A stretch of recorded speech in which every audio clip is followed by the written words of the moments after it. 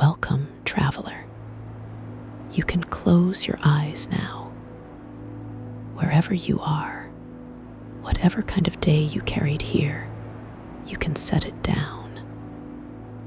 It will keep until morning. Tonight, you and I are going somewhere very quiet, very far away, and nothing there needs anything from you at all. Take a slow breath in. Hold it gently, like a small bird you don't want to wake, and let it go. Good. With every word from here on, you can sink a little deeper into your pillow, and the world can grow a little softer at the edges. Tonight, I want to tell you about the lighthouse at the edge of the galaxy. Far beyond the last busy star, past the shipping lanes and the chatter of radio towers, past every map that anyone has ever bothered to finish, there is a slow river of darkness where the stars begin to thin. The galaxy does not end all at once, you see. It fades, the way music fades, the way a shoreline fades into mist. Out there, the stars drift farther and farther apart, until each one hangs alone in the dark like a lantern in a field at night. And on a small, smooth world in that quiet country, there stands a lighthouse. It is old. No one remembers who built it, and the lighthouse itself has never said. Its stones are the color of moonlight on water. Its tower rises in a gentle spiral, like a seashell that decided one day to stand up and look at the sky. And at the very top, behind glass polished by 10,000 years of starlight, there turns a slow, warm, golden light. The light turns once every minute. It has never hurried. It has never needed to. The keeper of the lighthouse is named Orin. Orin is not young and not old, the way a river is not young or old. He has kind eyes, a gray woolen coat with deep pockets, and boots that know every one of the 144 steps of the spiral stair by heart. He has kept the light for longer than he can remember, and he has loved it for every night of that time. Tonight, like every night, Orin begins at the bottom of the tower, where the kettle lives. The kitchen of the lighthouse is small and round, and everything in it has its place. The kettle sits on its iron stove. 2 cups wait on a wooden shelf, though visitors are rare. A jar of honey glows amber in the lamplight, next to a tin of dried starflowers that smell faintly of vanilla and rain. Orin fills the kettle, sets it on the stove, and while it warms, he stands at the little round window and looks out at his ocean. Because that is what the darkness is to him, an ocean. It laps at the shores of his small world in slow waves of shadow. Here and there, far out, a single star rides the swell like a fishing boat with its lamp lit. Auron knows each one by name. That low red one, warm as an ember, he calls coal. The blue-white one that flickers, he calls winter. The pair that circle each other, round and round in a dance that takes 100 years per turn, he calls the dancers, and he checks on them every evening, the way you might glance at old friends across a room, just to see that they are well. They are well. They are always well. That is the kind of place this is. The kettle begins to murmur. Not a whistle, never a shriek. This kettle was made in a gentler workshop, and it announces tea the way snow announces itself, softly and all at once. Auron pours the water over the starflowers, stirs in a spoonful of honey, and carries the warm cup with both hands to the stair. 144 steps. He does not count them anymore, but his feet do. Step and step and step. The stair turns slowly around the heart of the tower, and narrow windows pass by one, each holding its own small painting of the night. Through this window, a field of dim violet nebula, soft as a blanket kicked to the foot of the sky's bed. Through the next, the long pale road of the galaxy itself, seen edge on, a river of 10 billion sleeping suns, so far away now that it looks like a brush stroke of milk. Auron climbs, and the tea steams, and the tower hums its one low note, the note that stone learns after enough millennia of standing still. Some nights he hums along. Tonight he just listens and lets the stair carry him up like a slow tide. At the top of the lighthouse is the lamp room, and the lamp room is Auron's favorite place in all the universe. It is a round chamber of glass, and standing in it feels like standing inside a raindrop hanging in the night sky. Above, below, on every side, the stars. And in the center, on its ancient brass bearing, the great lamp turns. The lamp itself is a globe of gold-colored glass, taller than Auron, and inside it burns a flame that has never gone out. It is not a fierce flame. It burns the way a candle burns in a window on a winter evening, steady and patient and sure.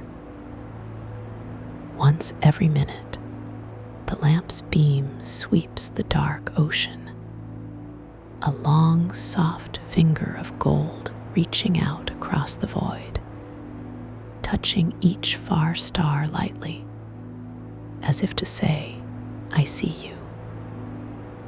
You are not alone out there." And in their own slow way, over years and centuries, the stars answer with their shining, "I see you too."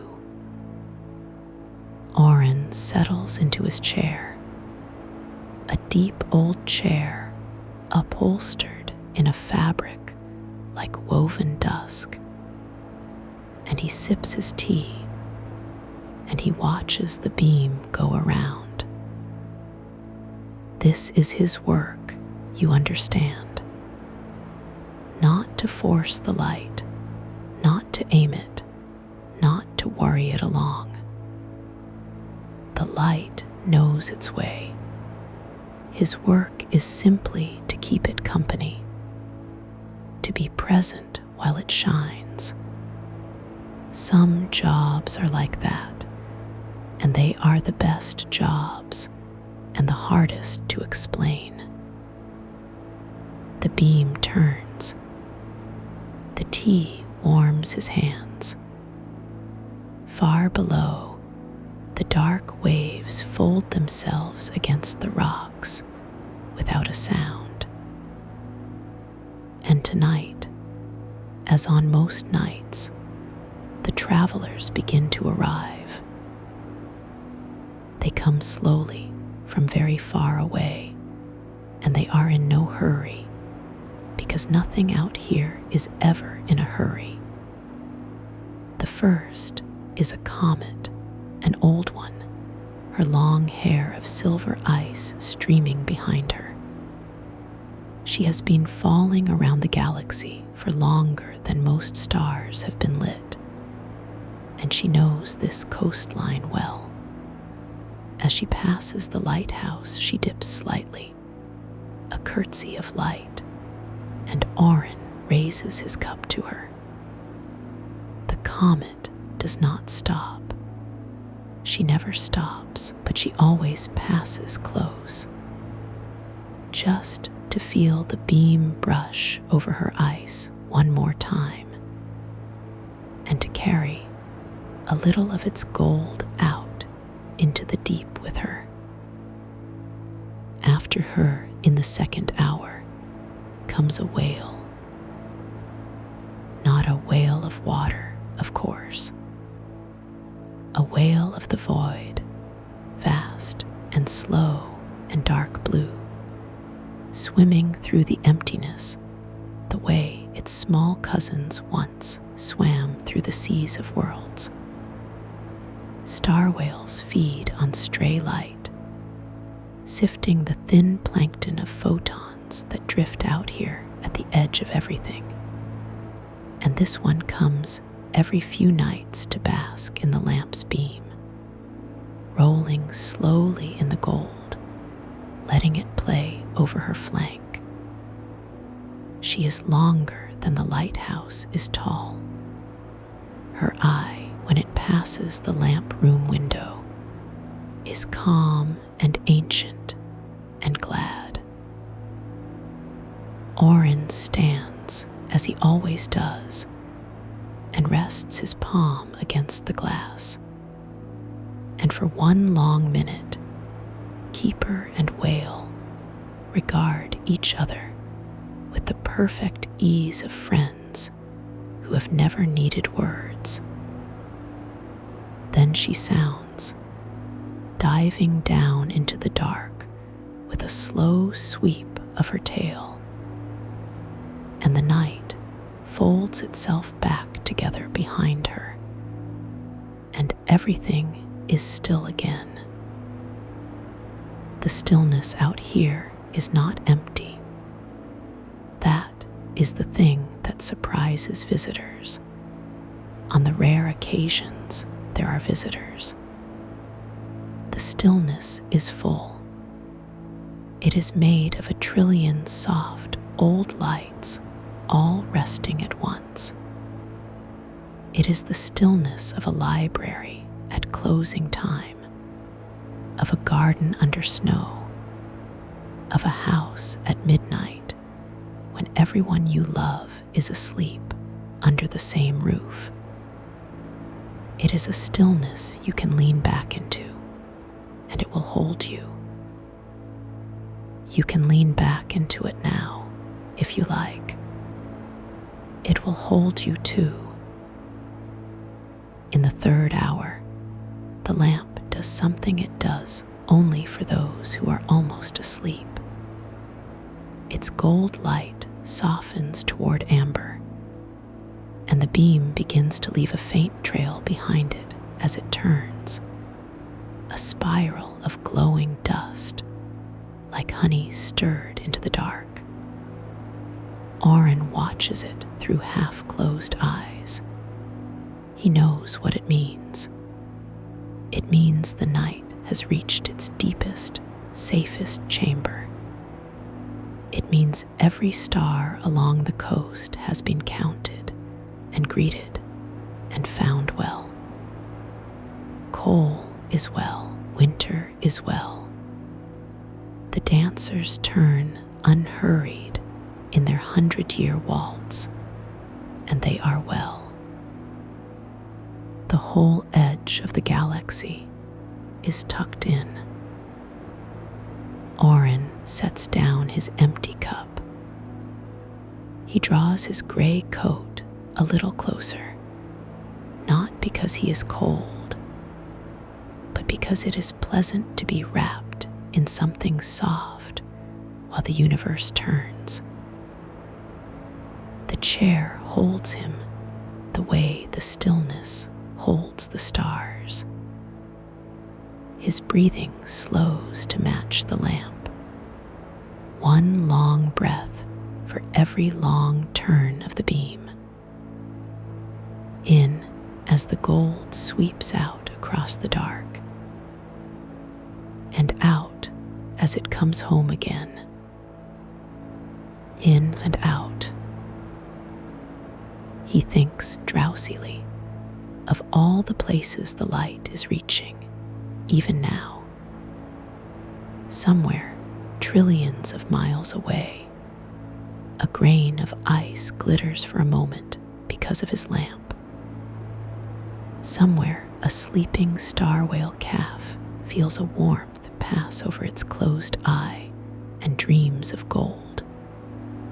Somewhere, perhaps, on a small blue world he has never seen, someone lying in their bed feels, without knowing why, that the night is not so very large after all, that it is watched over, that it is kind. The light travels on, and it never runs out, because light given away is not spent.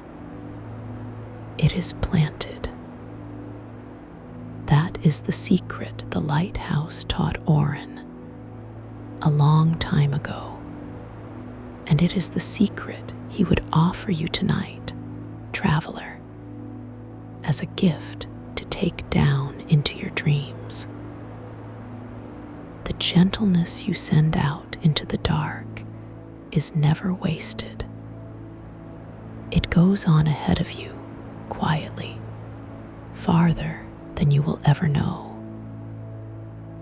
The beam turns. The tower hums its one low stone-deep note. The dark ocean rises and falls against the rocks like the breathing of some enormous, harmless, sleeping animal. And now the amber light begins to dim, so slowly that no eye could catch the moment of its changing, the way evening becomes night, the way waking becomes dreaming. The lamp is not going out. The lamp never goes out. It is only turning down its voice to a whisper, because the coast is safe, and the travelers are past, and the keeper in his chair has begun, very softly, to snore. The stars keep watch now. It is their turn. They are very good at it. They have been practicing for 13 billion years. Coal glows, an ember in the endless fireplace of the dark. Winter flickers, cool and clean and calm.